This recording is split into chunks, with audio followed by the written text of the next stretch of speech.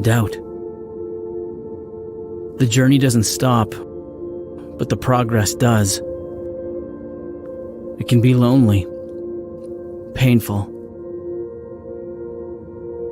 Sometimes we try to stare it down, as if we could somehow will it to go away. Or we think we can go toe-to-toe and come out the other side, unscathed.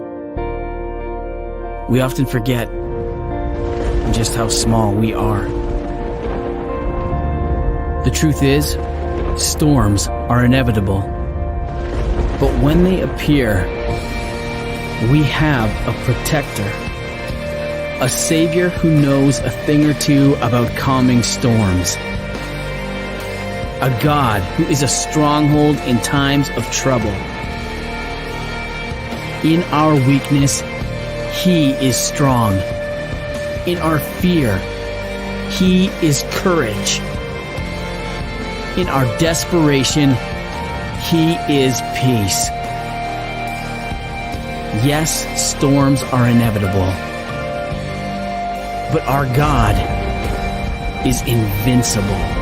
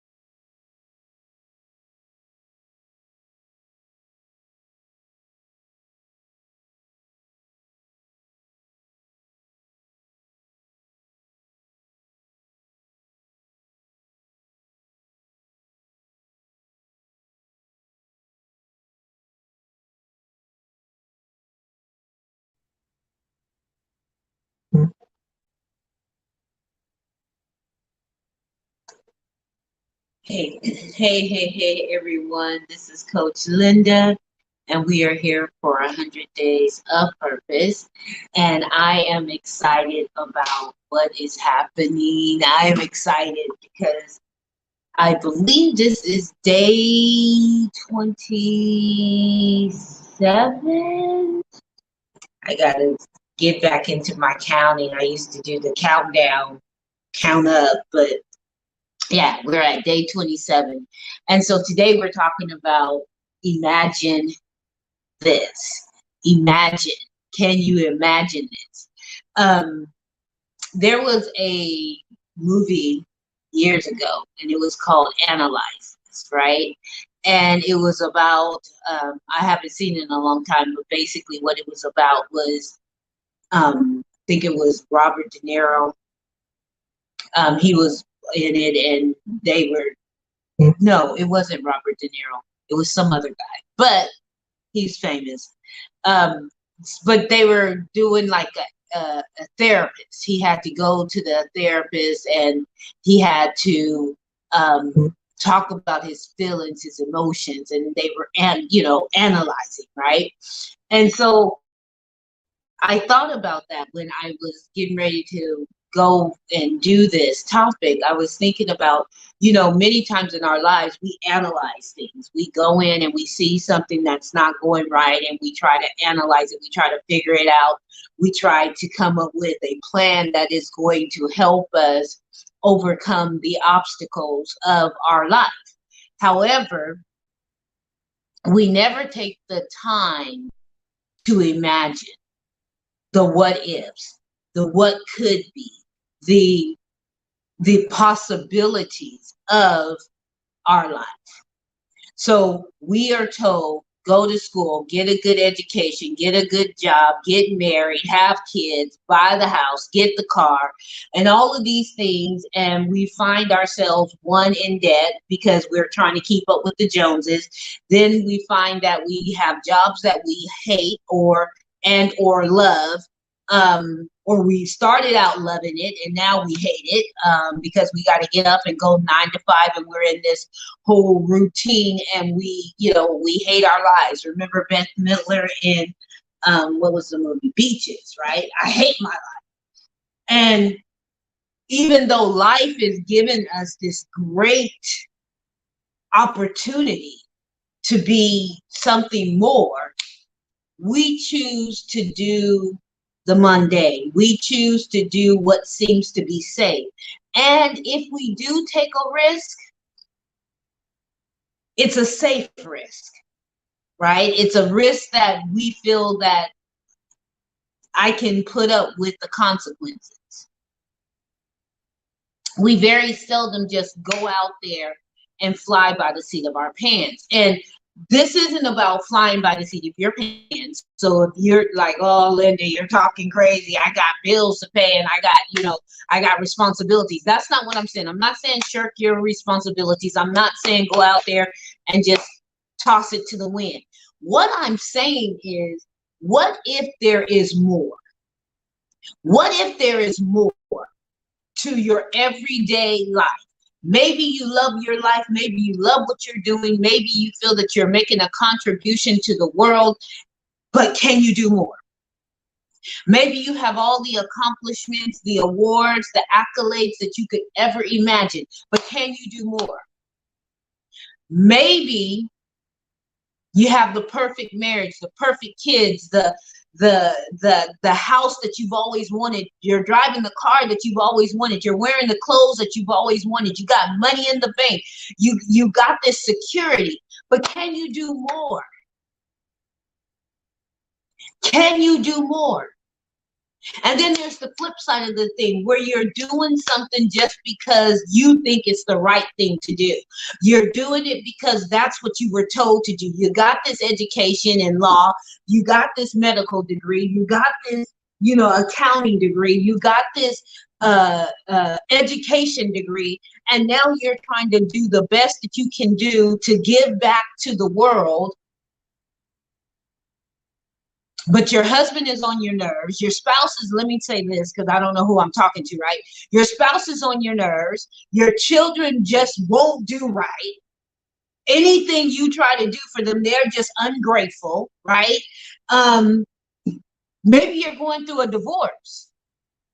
Maybe you said yes to him last night, but you're wondering, did I say the right yes to the right guy?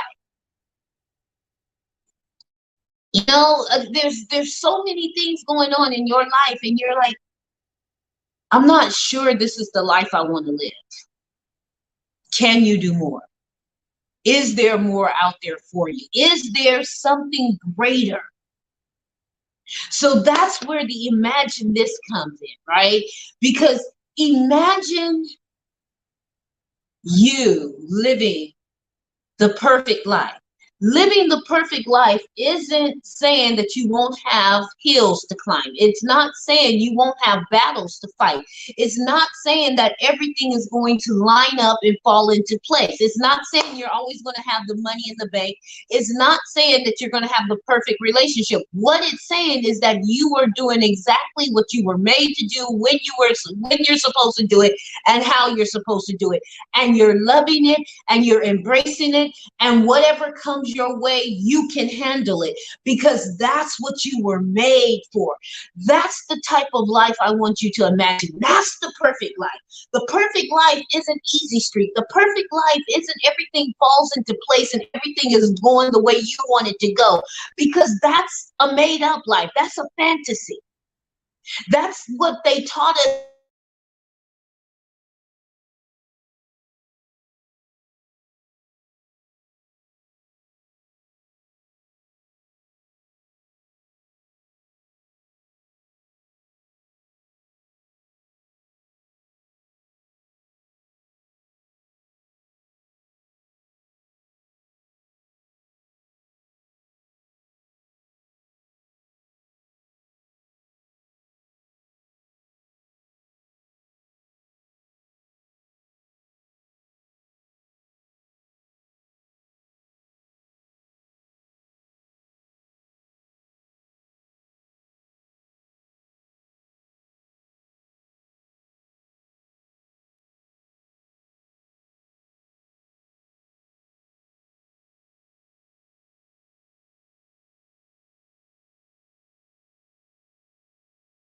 Going. Hopefully I am back. Okay. So I'm gonna back up a little bit and try to say what I was saying when I think I went off, but I think I fixed it. So basically, a perfect life isn't everything lines up and it goes the way that you want it to go, right? It's not that. A perfect life is that you are doing what you're supposed to do, when you're supposed to do, how you're supposed to do, for the people that you're supposed to do it, because you were made for that, and you can handle whatever comes your way because you were created and made and designed and purposed for that. When we talk about purpose, when we talk about living strategic and intentional on purpose, that's what I'm talking about. I'm not talking about the fairy tale. We were all given the fairy tale, right? We heard the story. Cinderella gets her Prince Charming. She finds love's true kiss, and they live happily ever after. Sleeping Beauty finds Prince Charming, love's true kiss. They live happily ever after, right? They don't show us that once they get married, these two people are trying to mesh together and they have different views, different ideas, different ways of doing things. They want to raise their kids differently. One wants to paddle the kids, one wants to put the kids in timeout, one wants to work, and one wants the other one to stay at home, but she wants to get out and work and give her contributions. And they don't show the struggle, right? But that's normal struggle, and that's not bad struggle. That's normal. We have two people coming together as one, and there's going to be some give, some take, some compromise. You're going to have to make some adjustments because you have this other person who has these other thoughts coming into your life, and you got to be accepting of that. That's not bad stuff. That's good. That's growth. How are you going to elevate if you don't take in what somebody else has to offer? So I'm not talking everything goes your way and that's perfect. I'm saying perfect is you are perfectly created to do what you do. And whatever comes your way, come good, bad, ugly, indifferent, you are able to handle it. And when you handle it right. I have a friend. I am so proud of her because she handled it right. It tried to knock her out. It tried to take her out. It tried to take her down that mental journey of turmoil. And she was like, no, not today. As we Christians like to say, not today, Satan. Not today. You don't get to run my life, right? And so that's what you're saying. No, not today. You don't get to run my life. My life is what it's going to be because I imagine it being this way. I imagine the plans. I imagine the obstacles. I imagine every step I have to take because I'm doing it strategically, intentionally, on purpose. And I understand that there's going to be some good. There's going to be some bad. There's going to be some times when I have to scratch my head and say, that didn't work, but I'm okay with that. You know, I get up every morning excited about my day. Why? Because I'm doing what I was made to do. The good, the bad, the ugly, even on the days that I feel like crying. Even when I lose someone dear to me, even when things don't seem to be going my way and it doesn't look like it's ever going to go my way, I wake up and I embrace the day. Why? Because I am Linda. I am the Linda Hillman, and I get to live the Linda Hillman life. I was made for this. I was made for this. I was made to do what I'm doing right now. I was made to be who I am. I was made to be the author. I was made to be the pastor. I was made to be the life coach. I was made to be the financial coach. I was made to be the tax preparer. I was made to be the daughter. I was made to be the best friend. I was made to be the awesome cousin that I am. I was made for this. I was made to be the best sister ever. The best auntie that you could ever think of. I was made to be Linda Hillman. And I do it well. Strategically, intentionally, and on purpose. It took me a while to get there. Because there was a version of Linda that Linda did not like. There was a version of Linda that was miserable. There was a version of Linda that was angry and bitter. And there was a version of Linda that you didn't want to know her. That's all I'm saying. My mama didn't even want to know me. That version of Linda is gone, done away with. This version of Linda is new and improved, but it's not new in a way that I became something other. It's new and improved because I recognized who I was. I recognized the talents, the gifts, and the strategies that I have on the inside of me. And I found the solution that I was born to bring to the world. So what I say every year for 100 Days of Purpose is you were created. Someone prayed, someone asked, the universe asked God, whatever, whoever you attribute your higher power to. They said, we need water.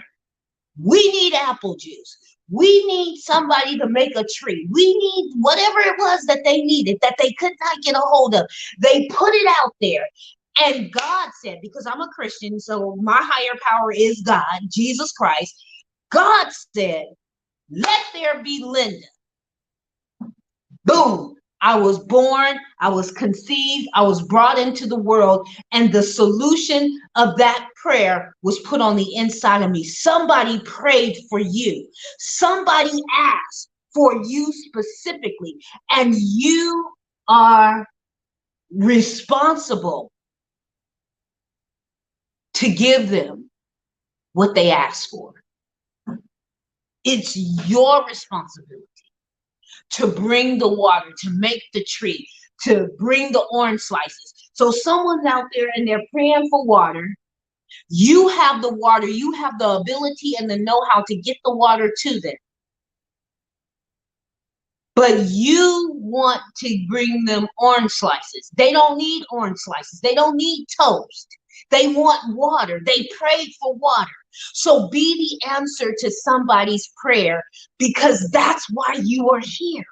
That's why you're here right now, right here, right in this arena, right in this era, in this time frame. Somebody prayed and said, in 50 years, we're going to need water, and we need Linda to be able to bring us the water. So 50 years ago, Linda was born, was taught everything that I needed to do, went through the experiences that I needed to go through so I could get the water. So when it was time for me to deliver, boom, I could deliver. With a smile. That's what I'm talking about. That's purpose. When purpose meets opportunity, just imagine the greatness that occurs. It's like God sitting on his throne saying, let there be light, and boom, there's light. The world needed light. The Bible says it was full of darkness and void. Let me, because I love Genesis. Let me just tell you, it says, in the beginning, God created the heavens and the earth was without form and void, and darkness was upon the face of the deep, and the Spirit of God, I'm getting excited about that thing. The Spirit of God moved upon the face of the waters. A little bit more, and God said, let there be light. And there was light, and it was good. The spectacular happens when you do something on purpose, when you do something strategic and intentional. To me, that's the Big Bang Theory, right? Let there be light. Bang! There was light. So yeah, let there be Linda. Bang! There's Linda. And it's good. And it's spectacular. And it's just what the doctor ordered. So imagine that. Imagine that for yourself. When you step on the scene, are people saying, oh God, here she goes again? Are they like, oh, what does she have for us today? Which reaction do you want? Which response do you want? We all want to be accepted. We all want to be included. Well, if you live in a life of purpose, you're accepted and included and needed. Imagine that. Imagine that. Imagine that. Strive for that. And I double dog dare you. I double dog dare you to analyze that. I'm just saying, you can do it. If I can do it, you can do it. It's just taking a made-up mind, elevating your thinking, allowing yourself to dream, hope, aspire. Maybe it's a change in lifestyle. Maybe it's a change in jobs. Maybe it's a change in relationships that you have. Maybe it's just going a little bit deeper, sharing a little bit more of yourself, getting in touch with your trueness so you can give the world the real. Stop saying you 100 when you don't know who you are. I'm just being 100. I'm just being real. I'm just keeping it real. I'm just telling the truth. You're not telling nobody nothing because you don't know the truth. You know, I love to watch movies. So I'm going to end with this one. Y'all remember A Few Good Men and Tom Cruise, the young little prosecutor going after the big bad wolf, Jack Nicholson, whatever his name is, y'all know, the Shining guy. So he's on the stand and they're getting to the thing and Tom thinks he has it, right? Tom is like, and then he says, we want the truth. And Jack Nicholson says, you can't handle the truth. And then he begins to lay out the truth of the matter, right? And what he says, although it's scary and something that we don't want to think about, it made sense to him. Some of us are like Tom Cruise character. We want the truth, but we can't handle the truth. Some of us are twisted like the Jack Nicholson character, and we think our truth is the truth. So I'm just keeping it real. I'm just being 100. And you don't even know who you are. And your version of the truth is twisted and a little bit scary, a little bit disturbing. So can I keep it 100? To thy own self be true. Be truly who you were created to be, who you were designed and purposed to be. And that may not be who you are. Imagine that. I'm Coach Linda. This is 100 Days of Purpose. Day number 27. Tomorrow's day number 28. We are going through this. We are walking through this. And I'm excited about this 100 days. I'm really excited about this 100 days. Let me just take a moment before I get off to just really thank those of you that are watching on a daily basis, and those of you that are beginning, because I'm doing live streaming a little bit more, so a lot more of my friends are I'm popping up on their timeline, so they're getting reacquainted with me. Thank you guys so much, because without you, I can't do what I do. So I thank you for your support. I thank you for watching. Let's interact. Because this isn't just me talking at you. I want y'all to pull something out of it. I want y'all to get something out of it. Do the work. And as I always say, if you work the plan will work. And I'm giving nuggets. This ain't all that I know, but I'm giving nuggets, real nuggets. Because I believe that you are worthy. I believe that you are worth it. And I believe you deserve to live your true self, your true life. So interact with me. Ask the question. Let me help you help the world. How about that? Talk to you soon. I'm out.